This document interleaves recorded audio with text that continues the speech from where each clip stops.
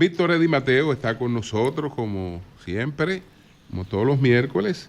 Vamos muy entonces bien. Nosotros. Discúlpeme la indignación. Con varios temas de orden jurídico, pero que son temas también de mucho interés para las personas.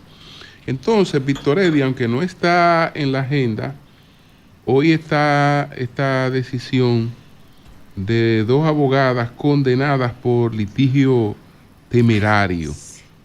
Es una condena simbólica porque es una multa de 1,000 pesos, pero en términos éticos esto tiene implicaciones. ¿Y qué estamos hablando cuando estamos hablando de litigio temerario? Sí, buen día, don Julio, doña Consuelo, Eury. Buenos días, hermano.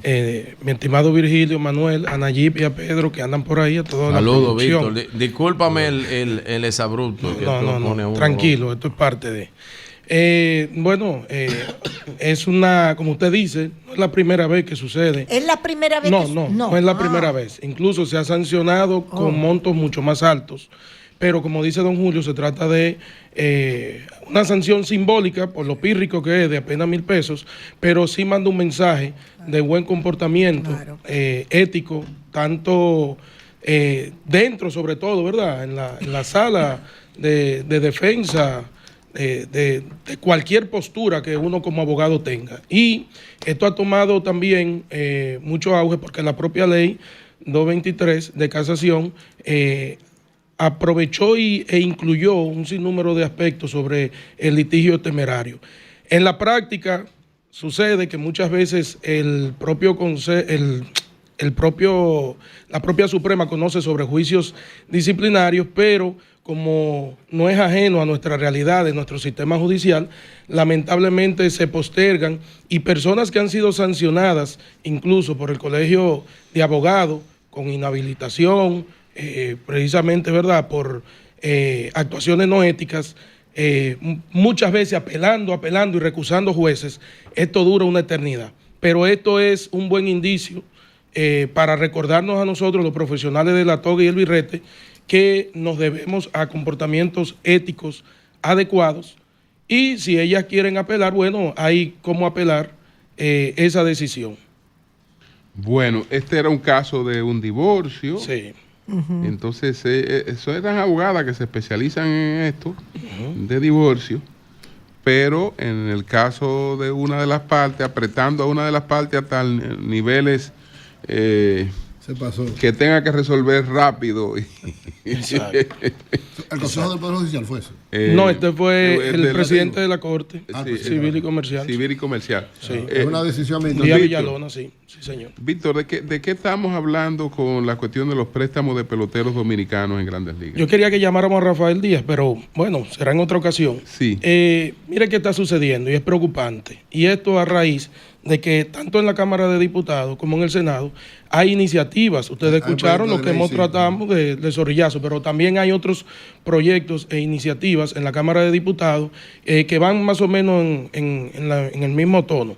Sin embargo, ¿qué está pasando con peloteros dominicanos? Oiga bien, antes de estos muchachos talentosos, por ejemplo, como el caso de Fernando Tati, Framil Reyes, es usual que compañías, empresas se te acerquen y te propongan una especie de adelanto, es una especie de préstamo, y entonces te amarran a veces con cláusula leonina que mientras tú tengas contrato, tú recibas. Imagínate Fernando Tati, que recibió $349 millones, él todavía en su segundo año. Sometió a una empresa ya. Entonces él está ahora alegando que justamente esta cláusula es abusiva, porque va a ser durante toda su carrera.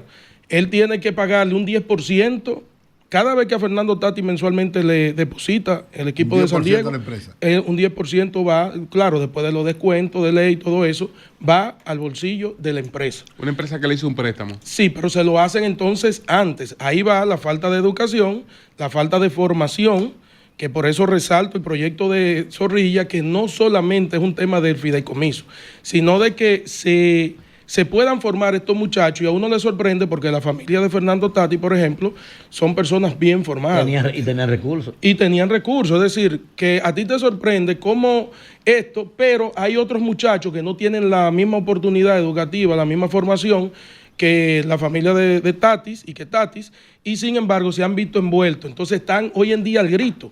Porque es que, Eury, a ti te dan el préstamo, te avanzan 5, 6, 7 millones, vamos a decir, y te atan 1% durante tu carrera, pero simplemente tú no calculaste que a ti te iban a dar un contrato de $500 millones, pero de también, 200 millones. Digo yo, pero también es lo que dice Fernando Tati, y yo vi la denuncia que él hace, que puede prestar, pero en función de lo que dice el mercado. Porque ese tipo de préstamo no tiene nada que ver, porque un banco te presta y te presta en función de una cantidad que tú vas pagando una cuota por eso, no por lo que te van a pagar posteriormente que sea más. Que es lo que dice. Sí, y creo que tienes razón, Fernando Tati. Si no hay vicio del consentimiento, exacto. Quiero decir, tú firmaste voluntariamente. Ahí lo único decir que hay que lo que está pidiendo Fernández Tati tiene cierta lógica, que los organismos de Estados Unidos evalúen el tipo de negocio que están haciendo ellos, porque es contrario a las leyes del mercado. Bueno, Eury, yo le voy a decir una cosa, además de lo que dice Manuel. Ahí lo único criticable para mí como abogado es que sea una cláusula leonina, es decir, que sea de por vida, es un tema hasta abusivo, pero ellos debieron pensarlo antes de tomarlo. Asesorarse bien. Esto es un negocio. Sí, pero no quita que es una cláusula leonina. Y no hay vicios, usted se amarró usted por su cuenta. Exacto, no he visto pelotero colombiano, ni venezolano, ni puertorriqueño, nada más estoy viendo dominicano en una práctica repetitiva. Lo que ellos pudieran hacer ahí, escúchame, maestro, lo que ellos pudieran hacer ahí es ofertarle un acuerdo para desligarse del contrato, ¿verdad? Eso pudiera ser. Manuel, es difícil después sabes que en ese caso, después que usted me hable de una expectativa de 500 millones durante toda tu vida productiva como pelotero, después decirte que mira, te voy a dar 5 y dejémoslo así. Mira, Eddie, que ahí en ese caso hay que valorar lo que hace el VHD. Sí. El VHD tiene un centro, ese en Boca Chica, de formación, donde orienta desde el punto de vista de la inversión y de todo este tipo de cosas a los muchachos que van a ser firmados. O sea, buen trabajo ese. Ojalá muchos vayan ahí antes de Víctor, pensar en lo que le han dado. Lo que pasa es que aquí hay federaciones que debieran trabajar para eso. También. Bueno, el Senado concluyó. Cobra muchísimo cuarto la federación. La comisión que estaba estudiando el código de trabajo lo concluyó. Y también ¿y el código, hay unos proyectos, el proyecto de contrataciones, de la ley de contrataciones públicas. Como usted dice, el Senado dice que ya está en las últimas. La comisión se reunió el pasado lunes. Y en virtud de eso se espera que ya en los próximos días entonces se pueda ya rendir informe y someter a votación en el Pleno. Ojalá que, porque no se trata de una comisión bilateral. Pacheco dijo aquí también que el Código Civil. Bicameral, Dijo también Pacheco que ya estaba que el Código Civil. Sí, que también le iban antes de que terminara la legislatura. Bueno, Pacheco está creando mucha expectativa y la legislatura en 20 días ya concluye. Sin embargo, debo decir que en lo del Código de Trabajo se ha dejado claro, ha sido muy específico la comisión que preside Eduluc, en decir que la cesantía no se tocó, se queda tal cual. Así es. Es decir, que lo que se va a conocer son aspectos sustantivos que eran necesarios. La cesantía no se tocó. Pero no se tocó. Parece que es un acuerdo. En cuanto a lo de contrataciones públicas, don Julio, ayer votó la Cámara de Diputados en primera lectura el proyecto de contratación, del proyecto de ley de contratación pública. El cambio va desde el título. Ya no se habla de ley de compras y contrataciones, obras, servicios. ¿Cómo va a ser ahora? Ley de contratación pública. Nada más. Y obviamente que hay cambios sustanciales porque la actual ley, la 340-06, apenas tiene unos 80 artículos. Una modificación que fue la 449, la modificó de manera puntual. Y la 0621, ustedes recordarán que apenas abordó el tema de la vacuna en plena pandemia, que se modificó para agregar que las vacunas pudieran comprar de manera directa el gobierno sin someterlo, ¿verdad?, a mayor dilación. Entonces, en ese tenor, se trata de un proyecto que su propio director general ha promovido, hablando de grandes aspectos en torno a las compras verdes, al tema de la innovación, el tema de la transparencia. Hay un régimen de consecuencia que ya quizá para la semana que viene lo podamos analizar más detalladamente, pero ciertamente se trata de un proyecto de ley muy administrativista. Es decir, aquí no hay huida del derecho administrativo por ninguna parte. Incluso las sanciones que propone son mayores para el particular que a veces quiere venir a sobornar al funcionario, y también hay sanciones muy drásticas en contra de aquel funcionario que se atreva a proponer algún tipo de situación dolosa o indelicada en contra de, ¿verdad?, del Estado. Bueno, entonces la sentencia que comentábamos esta semana por la situación lamentable de una niña que falleció porque le cayó un árbol encima en el Critopar. Esta sentencia, incluso algunos abogados nos escribieron que les interesa conseguir una copia de la sentencia por el precedente que establece. Sí, señor. Así lo hice, me escribieron. Esto ha conmocionado al pueblo, porque he recibido llamadas de todas las partes del país, precisamente de colegas, abogados. La comunidad jurídica se siente muy conforme con el fallo, precisamente porque siente un precedente. Como decíamos, se trata de una sentencia que se da unos 10 meses después de haber sido depositada ante el Tribunal Superior Administrativo, pero que es muy oportuna porque cada día más debemos construir la cultura de que contra el Estado sí se puede accionar siempre y cuando haya una acción u omisión. Incluso dentro de la responsabilidad patrimonial deben darse 3 elementos. Primero, que exista una acción u omisión antijurídica de parte de la administración pública o un organismo del Estado. Segundo, que haya un daño. Y tercero, que haya un nexo o vínculo de causalidad entre el daño y la actuación u omisión administrativa. Esta sentencia, como decíamos, falla o manda a pagar tanto al Ayuntamiento del Distrito Nacional como a la CAS 5 millones a cada uno. Es a las instituciones, aunque yo solicité, pedí al tribunal, pero el Tribunal Superior Administrativo desde hace unos años, no sé si ustedes recordarán el caso de Presbot, que tuvo una situación, una demanda de responsabilidad patrimonial, sí, con Lisa Mabel. Lisa Mabel lo demandó en responsabilidad patrimonial porque ella era empleada de esa institución de presupuesto, ¿verdad? Y ella incluso era empleada de carrera y pertenecía como a una especie ahí de comité, que viene siendo una especie de sindicato, pero en el ámbito de la administración. Y él la despidió, no tomando en consideración. Desde esa última sentencia no ha habido una sentencia que condene de manera solidaria al funcionario y a la institución, pero como quiera, aquí no es un tema personal, no es un tema en contra de la alcaldesa, no es un tema en contra del director ejecutivo, sino que se haga valer primero el derecho de un padre y una madre que perdieron a su única hija, ambos, de 9 años de edad, ya tuviera 10 años hoy en día, que la mató, como bien pudo ponderar el tribunal, de manera inmediata, el tronco de ese árbol, que no debió estar sembrado ahí. Y que esto consternó a toda la comunidad de Cristo Rey. Fíjense que ni siquiera yo pude haber, cuando deposité la demanda ante el Tribunal Superior Administrativo, la acción, yo pude haber ido a los medios y anunciarlo, y no lo hice porque no es un tema, esa no es la idea. Víctor, y tú no, en ese proceso no lograste conversar con Fellito, con Carolina, con Elizabeth Mateo para buscar algún tipo de solución a esto sin llegar a una sentencia, pues se trata de la pérdida de una vida de una niña de 9 años. Que es un caso evidente, ¿verdad? Claro, que bueno, no había por donde tú poder tener ganancia de causa que no sea la que tú obtuviste. Claro, en el mismo expediente se hace constar que comunicaciones que se le envió y que visitamos en diversas ocasiones, el ayuntamiento fue el único que nos citó de la consultoría jurídica, y cuando pensábamos que íbamos a conversar con el consultor jurídico, con el director jurídico, nos pusieron a conversar con una abogada.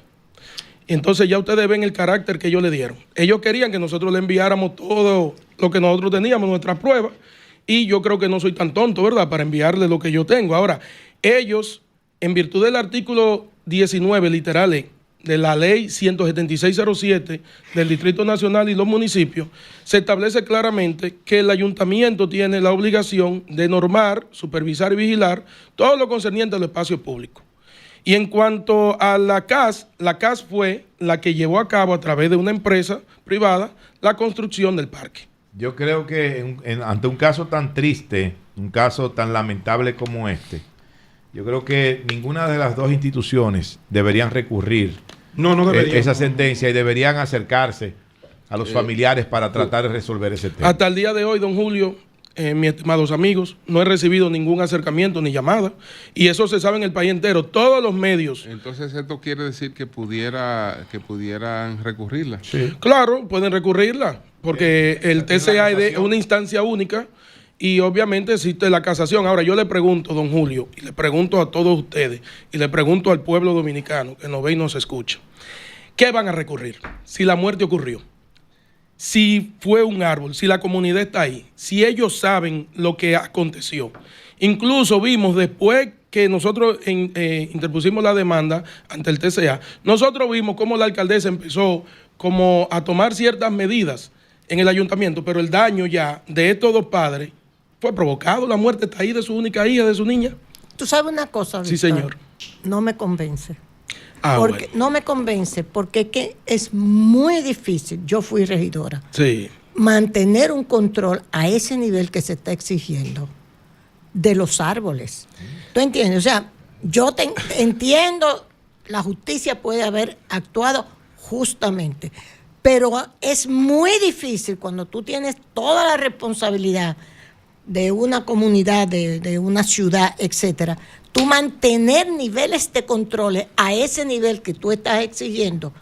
Estoy viendo la muerte de la niña y es horrible, pero mantener el control de los árboles que ya estaban ahí, etcétera, etcétera, no fue que los sembraron, me resulta como un poco difícil entender esa sentencia. Doña Consuelo, debo decirle Sí. que lo que usted dice dentro de lo lógico y lo prudente, no solamente en República Dominicana, en cualquier parte del mundo. Ahora, el hecho es que hay un daño y que el daño ocurrió en un espacio público. Claro. Y que hay que repararlo.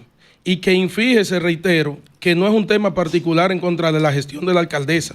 Pudo haber sido en la gestión de Roberto Salcedo, pudo haber sido en la gestión de quien sea. En cualquiera. Ahora, en cualquiera. Ahora, el tema es que hay un daño que no debió ocurrir. Totalmente. ¿Qué pasó, doña Consuelo? Que Sí, lo pero primero no es un daño provocado No, por... es que aquí no ¿tú importa entiendes? si Sino fue que es provocado o un daño no. que ha ocurrido con que mañana se van a caer otros árboles. Y pero se va- claro, ¿quiere que le diga? O sea, Oiga, es ahí que lo que hay me una es sanción difícil. civil, doña Me Consuelo. es Doña- difícil.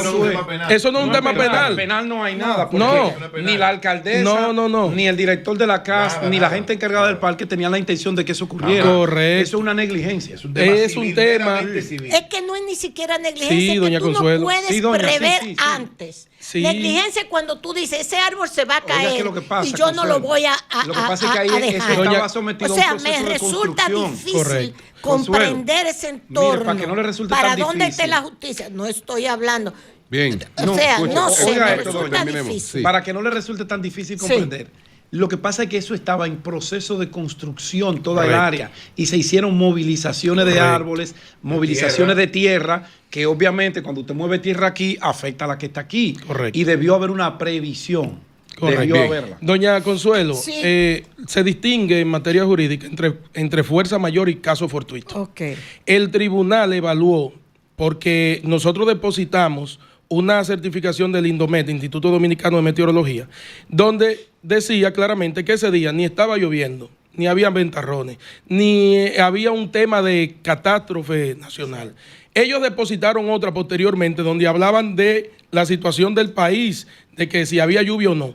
Nosotros depositamos otra nuevamente de manera delimitada en Cristo Park, es decir, en la zona donde la certificación especifica por el mismo Indomet que ese día estaba soleado, que no había ocurrido nada. Usted me preguntará, Víctor, ¿y qué debió ocurrir? Que como se trataba, y sabe Pedro, Manuel, lo decíamos en la vez anterior, Nayib, no sé si recordarán, como se trataba de eso era una cañada, doña Consuelo. Entonces las plantas sembradas en cañadas son de raíces blandas.